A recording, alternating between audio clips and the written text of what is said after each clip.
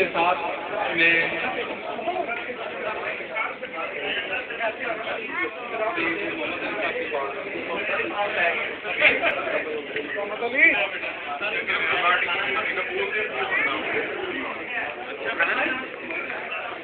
बस बेटा खत्म हो गया।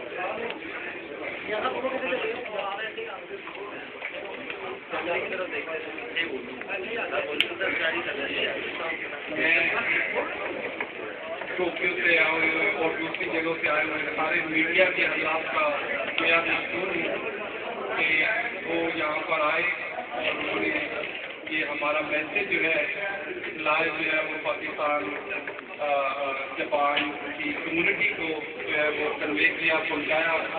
मैं आप सबका जो है लाइव के अलावा मीडिया नेट के जरिए माशाल्लाह समाज साहब मैं सबका भी बेहद शुक्रगुजार हूँ। Thank you. सर मेरे को आपसे बात करनी है 2 मिनट जैसा कि अभी 2 मिनट में जैसा कि अभी आपने कहा कि आप बड़े भाई की इज्जत से तो आप मुस्लिम लीगों के लिए ही बड़े भाई नहीं, हम सबके बड़े भाई हैं। अगर इजाजत हो पार्टी खिलाफ नहीं, पार्टी खिलाफ भी नहीं है।